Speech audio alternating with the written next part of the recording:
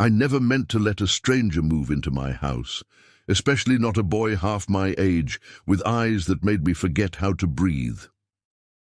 It begins on a rain-slicked evening, the kind that drapes the world in silver melancholy. I should have been curled on my couch, book in hand, glass of wine steady between my fingers. Instead, I stand at my own front door, staring at the boy with a backpack too heavy for his narrow shoulders, his sneakers soaked through, his hair plastered against his forehead. He looks like a storm spat him out and left him on my porch.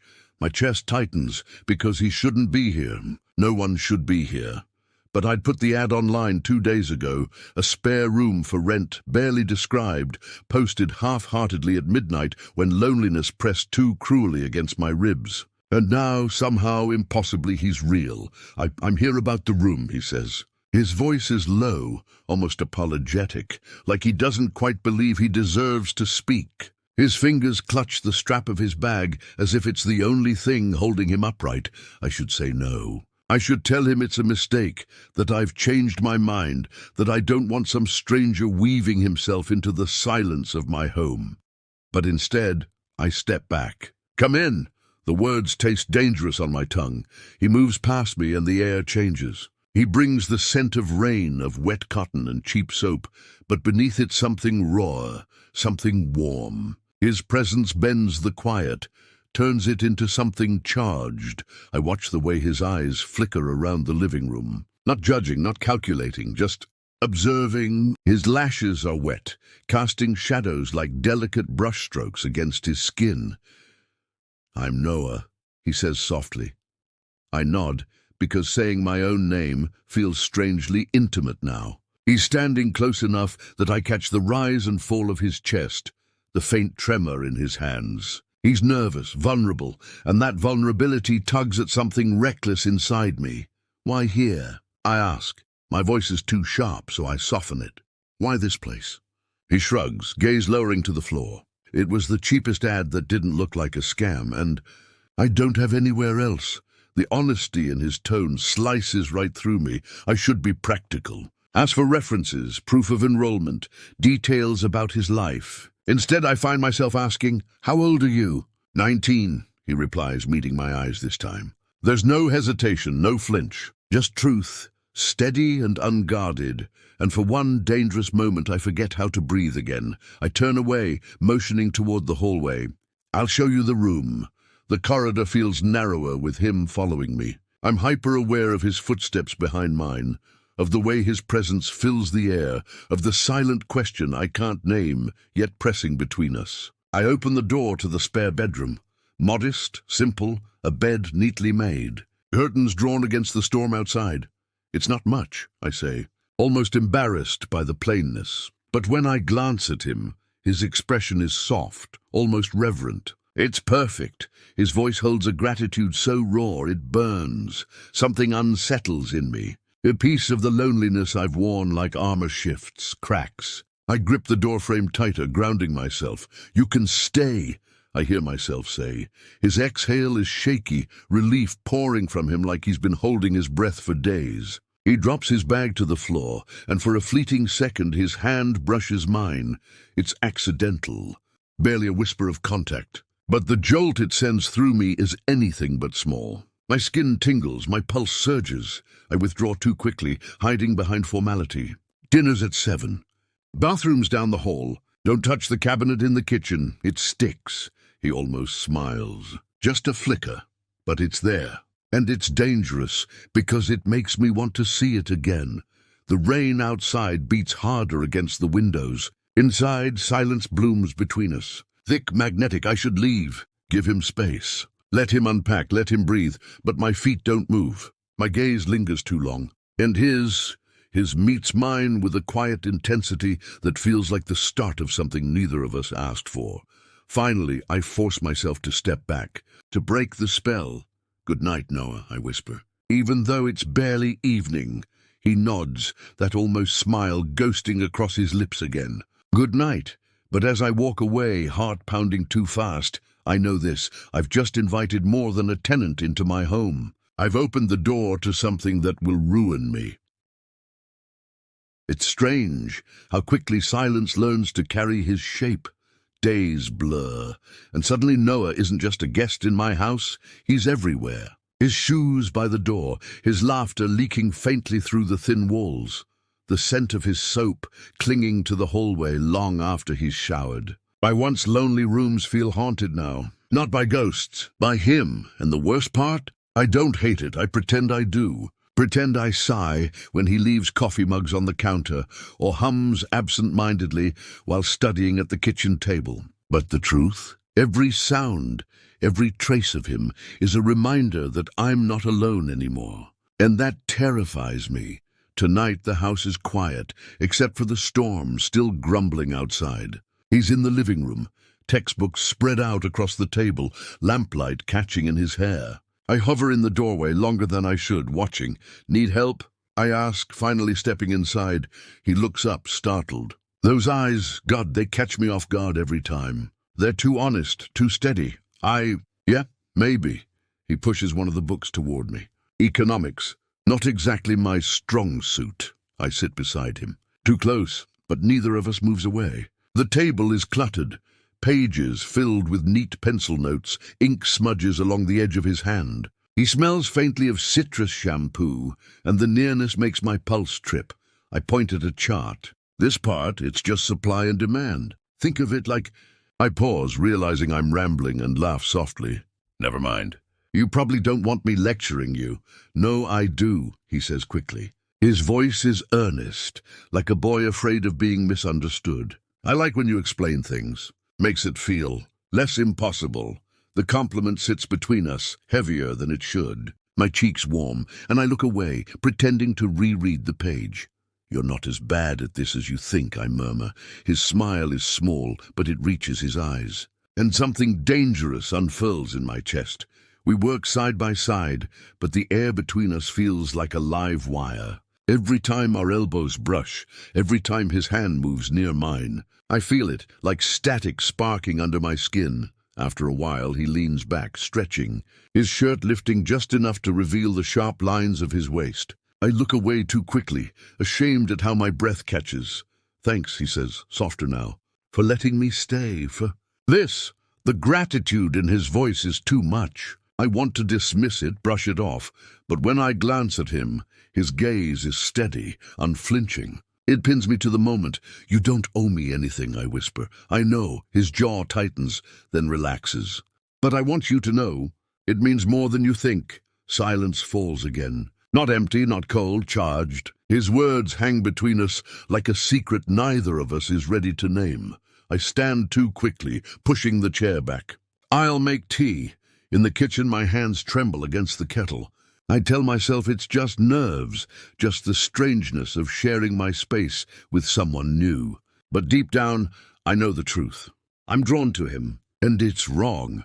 When I return, he's shifted to the couch, legs tucked beneath him, textbook abandoned. He takes the cup from me, fingers brushing mine deliberately, or maybe by accident. I can't tell anymore. The touch lingers either way. We sit in silence, sipping. The storm outside rattles the windows. Inside, the air feels too warm, too intimate. Can I ask you something? He says suddenly, voice low, my throat tightens. What? He looks at me for a long moment before speaking.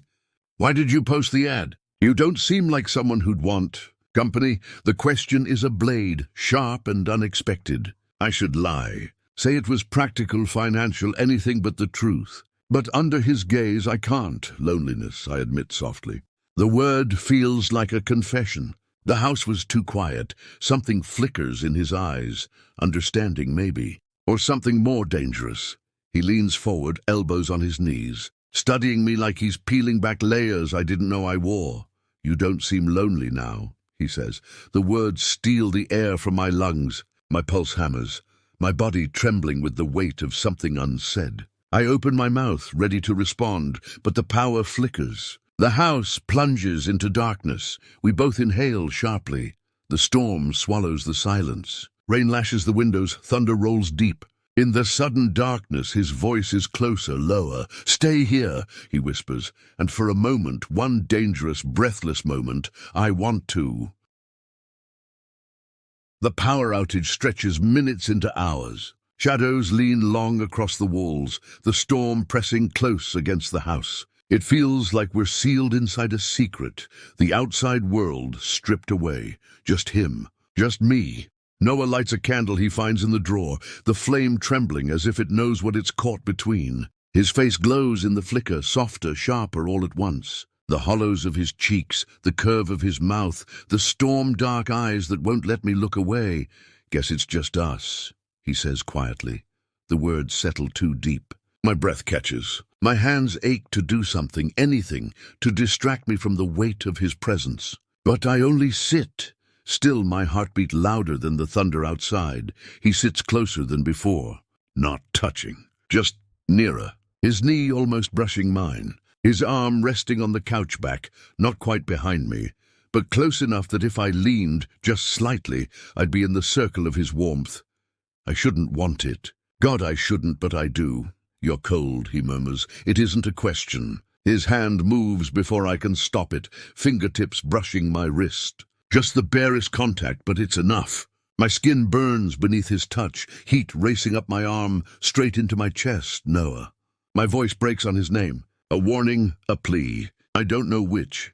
He doesn't let go. Instead, he studies me in the candlelight, like he's searching for permission written in the lines of my face. His thumb brushes once, soft, across the inside of my wrist. My pulse leaps against him, betraying me. "You feel it too," he whispers. The truth of it slices through the dark, undeniable. My mouth parts, ready to deny, to deflect, to run, but the words won't come. Not when his eyes hold me captive. Not when my body answers him before my voice can I lean in. Just a fraction, a breath, and he leans too. The world narrows to the space between us, a sliver of air heavy with everything we've held back. His breath brushes my cheek, warm, uneven. His lips hover, waiting, and then, finally, contact. It's not a kiss, not yet. Just the briefest brush, the corner of his mouth grazing mine like a question. My eyes flutter shut, heart thundering so violently I swear he can feel it through the space between us. The second brush is firmer, surer. His lips press fully to mine, and the sound I make, small, helpless, betrays me completely. It's not wild. It's not frantic. It's slow, careful, like he's afraid to break me. Like this moment is too sacred to rush. I taste rain on him, warmth, something I shouldn't crave but do anyway. When he pulls back, his breath is ragged. His forehead rests against mine, as if he's too afraid to look at me now that the line has been crossed. "I shouldn't have," he whispers. And I should say it back. I should agree. Tell him this was a mistake, that it can't happen again, but instead my fingers, traitorous, trembling, reach up to brush his jaw. The roughness of stubble beneath my touch makes my chest ache. "No," I breathe. "You shouldn't have stopped." The confession slips free before I can stop it, and the way his breath hitches tells me he heard every word. He pulls me closer this time, hand sliding into my hair, mouth claiming mine with a hunger we can't pretend away anymore. The kiss deepens, heat flooding, restraint shattering. My body curves into his, like it's been waiting for this, waiting for him. Then, bang! The lights snap back on. The house hums alive again, startling us apart. We stare at each other in the sudden brightness, lips swollen, breaths uneven, the truth of what we've done hanging heavy in the air. Reality crashes in. He's 19, my tenant. A boy who should only occupy my spare room. Not my heart, not my mouth, not my trembling hands. I stumble to my feet, pulse wild. This can't, but I don't finish. I can't, because he's looking at me like I've just shattered him. And the storm inside the house is louder than the one outside. The days after that kiss are torture. We don't speak of it. Not once, but it lingers in everything. The silence at breakfast. The way his gaze flicks to my mouth and darts away. The way my hands shake when I wash a dish, remembering the weight of his lips on mine. It should have been a mistake. A one-time lapse, easily buried under excuses. But it doesn't feel like that. It feels like a fuse was lit, and every day since has been the hiss of fire inching closer to the explosion. Tonight, the air is thick. Some are heavy. The windows are open, but no breeze slips through. The house feels like it's holding its breath. I find him in the kitchen, leaning against the counter, hair damp from the shower, t-shirt clinging in all the wrong places. He looks up when I enter, and for a heartbeat neither of us moves. "Couldn't sleep?" I ask, voice too soft. He shakes his head. "Too hot." I pour myself a glass of water, the sound of it too loud in the quiet. My throat is dry, but when I drink it doesn't help. My body is parched for something else entirely. His eyes follow me. I feel them like fingertips. And when I set the glass down, his voice cuts through the silence. "Why are you fighting it?" The words slam into me. My breath stutters. "Noah." I warn, but he pushes off the counter, steps closer. Not too close. Just enough. His presence is heat itself. You feel it. I know you do. His tone isn't arrogant. It's not a challenge. It's raw, aching truth. My hands curl against the counter. "It's wrong." He exhales, harsh, running a hand through his damp hair. "I don't care if it's wrong. I care that I can't stop thinking about you." The confession steals the ground from beneath me. My chest tightens, my heart hammering like it wants to break free. I try to look away, but his hand lifts, fingers brushing my chin, coaxing my gaze back to his. The touch is gentle, reverent. My resolve cracks under the weight of it. "You're older," I whisper, as if naming it will make it easier. "So?" His thumb strokes my jaw, slow, steady. "I don't see you as a number. I see you, God help me." I believe him, the dam breaks. My body moves before my mind can stop it. I close the distance, my mouth finding his in a kiss that's nothing like the first. This one is desperate, hungry, reckless. He groans into me, hands gripping my waist, pulling me flush against him. The counter digs into my back, grounding me even as everything else spins. His mouth devours mine, heat and need tangling until I'm lost in him. My fingers fist in his shirt, pulling, clinging. Every inch of him pressed to me feels like fire. And I don't want to be saved. When he pulls back, his forehead rests against mine, breaths ragged, eyes dark with something dangerous and tender all at once. "I've tried to stay away," he admits. "I can't anymore." My voice trembles, but the truth bursts free. Neither can I. It's not just lust. It's vulnerability laid bare. Every kiss, every touch feels like a confession, like handing each other our secrets without words.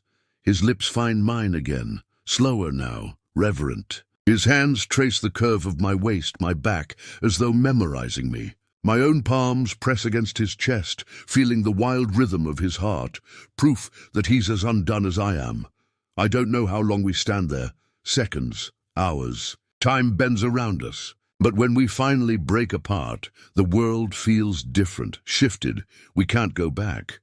His hand lingers at my cheek, thumb brushing my lower lip. "Tell me you regret it," he whispers, almost pleading, "and I'll stop." I swear I will, but I can't, I won't, I don't, I breathe. And just like that, there's no fight left. Only surrender. We fall into each other like the breaking of a storm, like a secret we can't hold anymore. Morning breaks with gold slanting through the blinds, painting the room in streaks of fire and light. I wake to the weight of him beside me, his arm draped over my waist, breath slow and even. For a moment I lie still, savoring the aftermath, the warmth, the quiet, the feeling that this is ours, fragile and real. Noah stirs, eyelashes fluttering against his cheeks. His hand curls around mine, thumb brushing the back of my fingers, sending that familiar shiver up my spine. "Morning," he murmurs, voice husky, as if the night had taken more from him than sleep. I smile, almost shyly, because despite everything, despite the danger, the risk, the social lines we've crossed, this feels like truth, like breathing. "Morning," I reply, voice barely above a whisper. We stay like that, tangled in sheets and sunlight, letting the quiet stretch and hum between us. Outside, the city is waking, unaware of the fragile world we've built in a spare room. A stolen night, a storm that changed everything. But life, of course, has a way of intruding. Later, he leaves for class, backpack slung over one shoulder, a quick kiss pressed to my temple before he slips into the day. I stand by the door long after he's gone, watching the way his figure disappears into the street, feeling that ache in my chest that only distance can bring. He's 19. I'm older. But for the first time in years, none of it matters. We steal moments in the small spaces of life. Coffee in the morning, hands brushing as we pass in the hallway. Shared meals with laughter lingering in the air long after plates are cleared. Quiet nights on the couch, the storm outside echoing the one we've carried inside us since the first touch. One evening, he finds me in the library, staring at a wall of books as if the right one might offer guidance. Lost. His voice makes me jump, though I've heard it 1,000 times. Just thinking. He steps closer, a small smirk playing on his lips. You think too much. I shake my head, but my hand brushes his as we reach for the same volume. Sparks fly again, subtle, unavoidable. I bite my lip to hide a smile. You make everything feel. I trail off, unsure how to finish. How do you describe someone who has turned your world upside down with a look? I know, he says, reading the unsaid. I feel it too, every damn second. Later, when the city lights blur against the windows and the world outside is just noise, he takes my face in his hands. His thumbs brush over my cheekbones, anchoring me. Stay with me, he says, voice trembling. Not just tonight. Not just here. Stay in every way that matters. I swallow hard. The truth of it presses against my chest, like a wave threatening to pull me under. But this time I don't resist. I will. I whisper, and we kiss. Not tentative, not forbidden, but full, claiming. Every touch, every sigh, every heartbeat confirms the choice we've made, to risk, to surrender, to love. Days turn into weeks, weeks into months. The world outside still exists, but inside these walls, we've built a universe of our own. He graduates proud and strong, hand in mine. I watch him step forward, not as a boy, but as someone who changed everything about me. There are challenges, of course, whispers, questions, the quiet judgments that accompany love that bends conventions, but we face them together. Every stolen glance, every late-night conversation, every brush of skin is a reminder that nothing in the world matters as much as this. And in the rare moments when we're alone, when the house is silent except for our breaths, I feel it fully, the depth of what we've created, the fire that refuses to die. He tilts my chin up, eyes searching mine. Forever? I nod, smiling through tears I didn't realize I'd held back. Forever. Outside, the storm clouds finally break, sunlight spilling over the city. Inside, we remain, two hearts bruised and healed. Tangled together in ways neither of us planned, but both of us needed. And as I rest my head against his chest, listening to the steady beat of a heart that matches mine, I know this is more than fate, more than chance. It's a life rewritten, a love that dared to cross boundaries, a storm that became our sanctuary. I let out a slow, contented sigh, because finally, I am home.